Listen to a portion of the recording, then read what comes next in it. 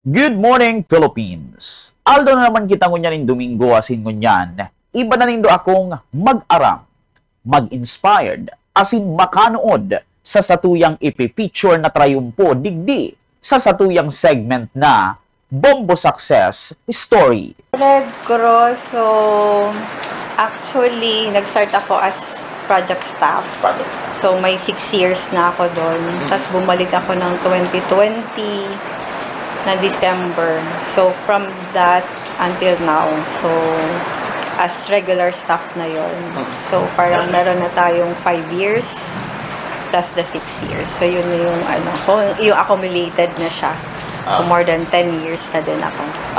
Bakit Ma'am Red Cross ang napili niyo? Bakit hindi ibang agency? Red Cross, siguro na-find out ko lang naman yun yung nag-start talaga ako na wala ka background sa Red Cross, but siguro dahil sa nakita ko yung culture niya, yung parang siguro nag-jive sa personality ko. So yung mga gusto kong gawin na dito ko nagawa, or kumbaga noon masyado kang introvert. Oo, parang dito na-practice mo through humanitarian service. Although, sinasabi nga na natin na ang daming ma-encounter mo dito, na ikaw, lagi ka lang, yung may sarili kang mundo or what, yung parang na-practice ka na ito yung mga usual na tao lang na nakasalamuha mo. Pero yung nandito ko na sa Red Cross, dun mo pala na-feel na pabalikan mo. Kasi, for the project, kumbaga napagod ka din. Pero, may pala na babalik ka. So, among the choices na pwede mong balikan, ito pala yung Red Cross. So, parang, dirinig mo noon na parang to do missionary, ito na pala yon, parang vocation mo na din itong na-i-consider. So, nag-work ka, nagsusweldo ka, pero behind that, meron pa pala mas deeper na nakuha mo. Sa loob ng mahabang panahon na tayo ay nag-serve sa Red Cross, ano yung parang maiko-consider natin as achievement or mga success natin? Achievements ko siguro yung I was able to get out from my shelf. So parang dati 4 corner of the room ka lang, with your family or what. So, dito parang na-practice mo na maka-encounter ka different walks of lives and kaya mo pala yung harapin. And yung, yung success mo, parang simple way na nakakabigay ka ng yung parang recognition. In-assess na hindi yung bibigyan ka ng, ng award or anything. Pero yung parang in simple way na na-appreciate ka. So, parang ganon yung ko. So, dito ma'am, kasi Red Cross, Philippine Red Cross, ano yung parang nag-motivate sa atin para pumasok? Okay. Kasi siguro ma'am, bago ka naman nakapasok dito, may previous ka ng work sa ibang work, oo. Apo. Siguro encourage sa akin yung very unique na culture niya, and then yung principle, yung 7 fundamental principle na may sarili kang, or very unique na hindi ka basta-basta na nade-demand. Or di ba parang meron kang freedom. Meron kang free ka, pero meron kang direction na parang angkop sa prinsipyo mo. Parang nagja-jive yung nagle-level doon sa rules and regulation ng Red Cross. So parang ganon yung nakita ko doon. That's why I am na-inspire ako. Lalo na yung pumupunta sa community, diba? And then yung simple na binibigay mo, masaya na sila, parang gano'n, parang ma-inspire ka lalo sa sa mga simple na gestures na yon, humanitarian lalo na.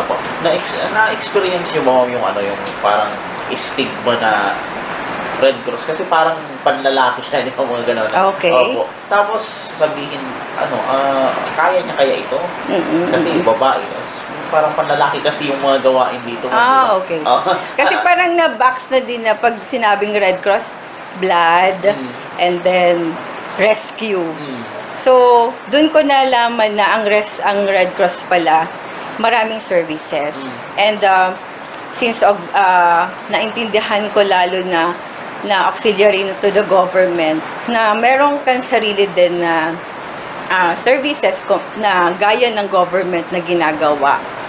Na example, yung welfare. So, hindi natin masasabi na panglalaki lang yun. Kasi, di ba, welfare will do a lot or teach you a lot about,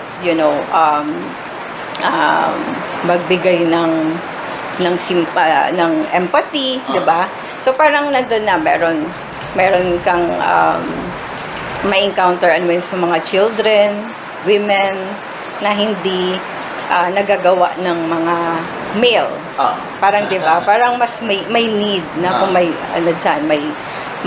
babae na nag-work on that. So, wala sa akin yung nakitaan na panglalaki lang yun sa mga babae. So, na-find out ko yun up until na nag-work na talaga ako. Na on my own, inalam ko kung ano talaga ang Red Cross. Na hindi lang talaga pang first aid. Kasi sa school namin, pag sinabi mo Red Cross, first aid.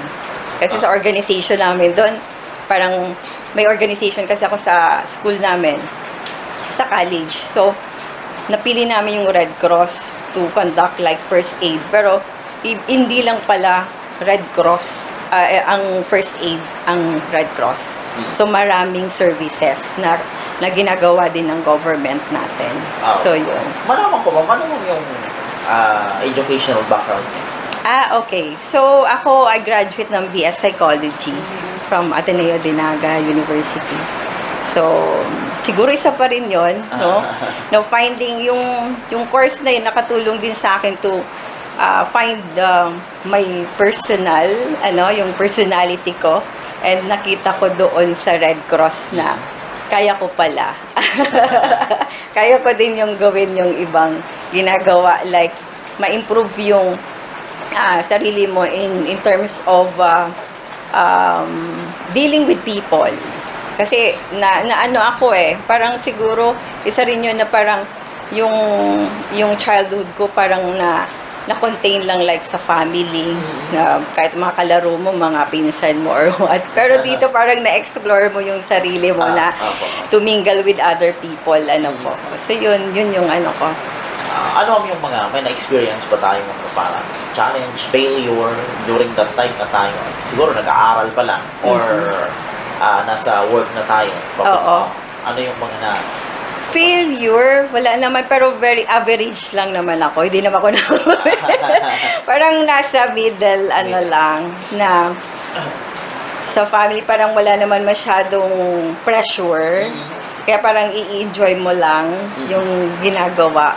And more ako kasi sa more on ako sa pag-discover ng sarili ko. And that I discovered that through sa work, with people I work with, no? Parang tinitingnan ko yung patience ko din kasi sometimes mainipin din ako. Parang gano'n, parang pag ayaw ko dito sa tao to. Pero dito parang na no, kailangan mo tong gawin. Diba? Para for your growth, personal growth and development. So dito ko nakuha talaga sa Red Cross. So, na-experience yung ma'am yung parang, sa part ng magulang nyo, yung parang, huwag ka nang iba na lang, huwag na lang Red Cross. Kasi parang, may doubt sila sa iyo. May mga ganun ba na sinabi? Wala so far. Pero yung bata pa kasi ako, talagang gusto ko yung magkaroon ng bakery. And then, enter in a missionary. Dun sila medyo sa pagiging missionary kasi parang ang isip nila, lalo yung papa ko, pag missionary ka, love, wag ka na, di na tayo mag-iimikan. Parang ganon. Parang, kasi parang sa isip niya, madidetach ako sa kanila. Pero, na-realize ko dito na ito palang Red Cross more than like mission.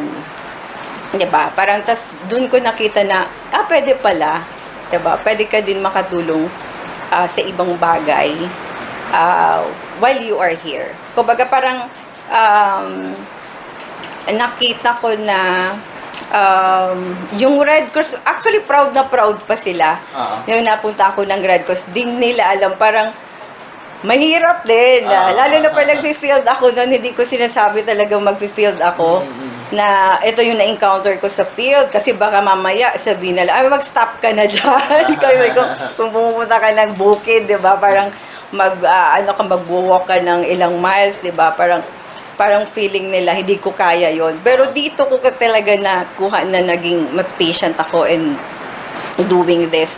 Kasi nasanay ako na nagpapaalam lagi sa magulang. Diba? Parang, kasi kung may mangyari sa'yo, dapat alam nila. Pero dito ko yung na-experience, hindi naman sa ng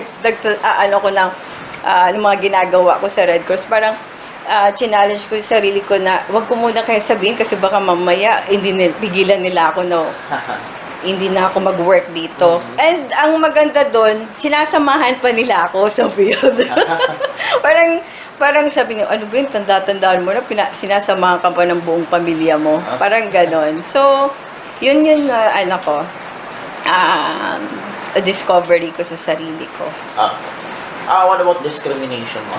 Tayo ba na experience natin yun, na yun na nga, yung katulad kanina na nasabi ko, hindi niya yan kaya, babae yan eh.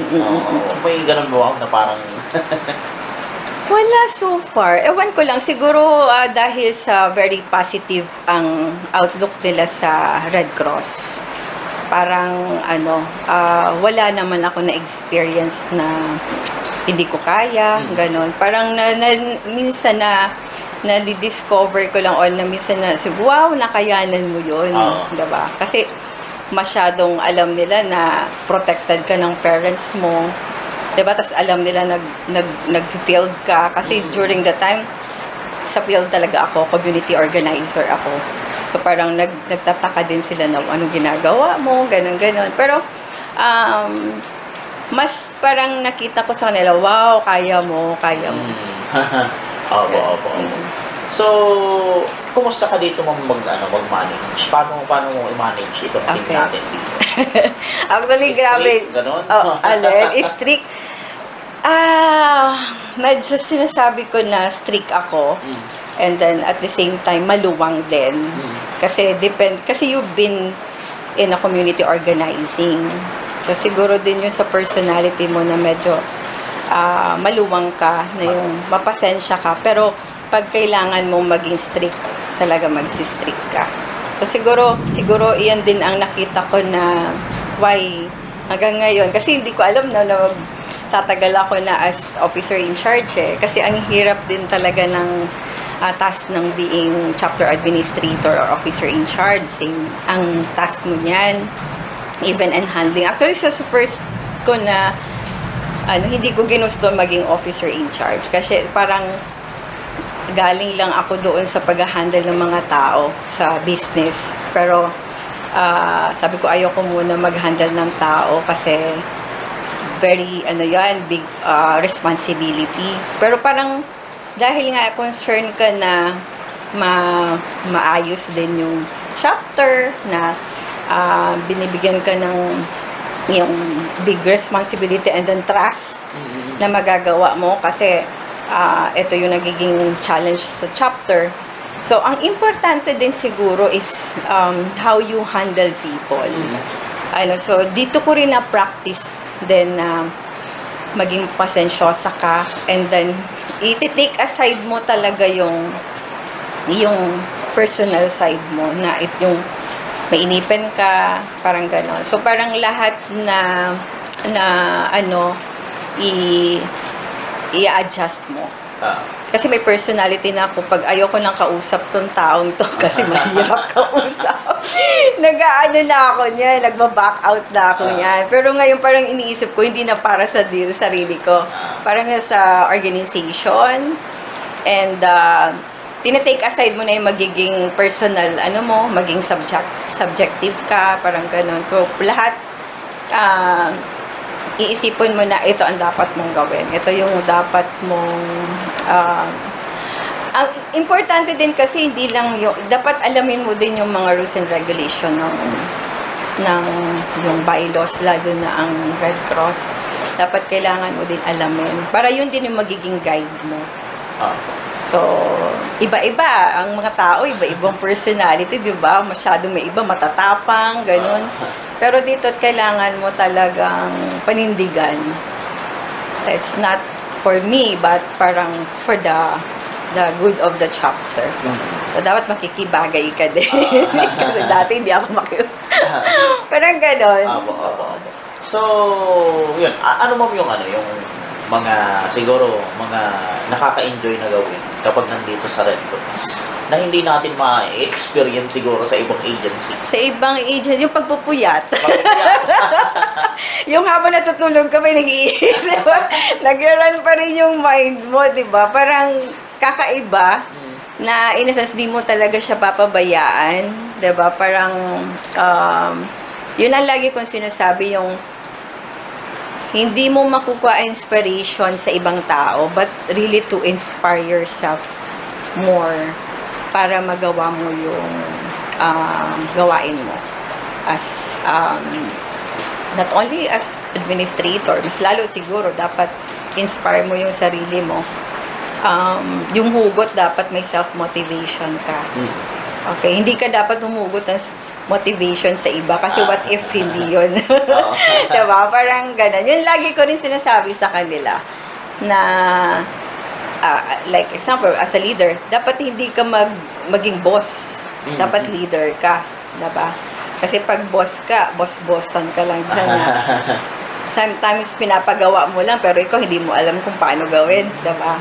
So parang ganun yung mindset ko in siguro in managing na you need to inspire yourself talaga. Yung titingnan mo din kung ano yung mga wala sa'yo sa iba na parang okay to, parang i-acknowledge mo din yung mga good work nila na parang hindi ako ganito so dapat maganda tong influence, diba? So parang every day is a learning for me. Hindi lang itong tipong nandito ako, ako dapat na nakaka-inspire, diba? Pero maganda na rin yun na na-inspire through work, diba? Pero ang importante is you learn daily from them as well. Hindi lang ikaw o ikaw nakakabigay sa kanila ng learnings, pero you learn also from them. So, yan siguro ang magandang, para for me, na nagko-continue yung work ko dito sa Red Cross. Okay. So, siguro bago tayo matapos, ma'am, ano yung mga dapat pang abangan sa inyo ng mga audience natin? Okay. Panawagan natin sa ating mga audience. Okay. Siguro yung mga future pa natin mga isasagawa. Sasagawin. Okay. Sige, ma'am, bigay sa inyo. For everyone, continue lang helping, assisting din us to do more. So, na-inspire kami kung ano man ang nangyayari outside our office. And of course, continue yung trust na we will do more, capacitate more, and then create kung ano pang kailangan natin ng mga programs para po ma-share din sa iba. So, unang-una, we have the safeguard and then the insurance na nakaka-help din. So, it's also one way of helping other and then helping the chapter kung kukuha kayo ng insurance natin. So, from the 60 to 12, meron tayong available niyan. And then, of course, donating blood is very also essential to help more people who are in need. And then, more partnership. So, yun panawagan ko talaga sa public, lalo na sa anyway yung CAMSUR kasi sinasabi kong unique yung Red Cross is because of our mantra and then our mandated na it's not only we're not working only for CAMSUR but sa entire Philippines or neighboring chapters. So kung may mga need ng blood, we can contribute to that, kung may need doon, kung kahit yung from Naga or Bicol, yung patient nasa Manila, we can still assist them kung they need blood, something ganon. So, marami pa po. Abangan natin pa yung mga pasabog ng ng Red Cross. And like ngayon, we're celebrating the RCY month, So, marami tayong volunteers from the Red Cross RCY. So, gusto natin yun expand more. And then, yung trust ba na they can join in every services that we offer po. Asin iyanan sa tuyang ipighiras na istorya nin trayumpo manungod sarong individual asin organisasyon. Hari nawang nakanood kita, nin manlain-lain na leksyon asin na-inspirar na abuton ang sa tuyang mga pangiturugan asin maging successful. Ini si Bombo Kier Aliado para sa Bombo Radio Philippines, the most trusted source of news and information. Basta Radio, Bombo!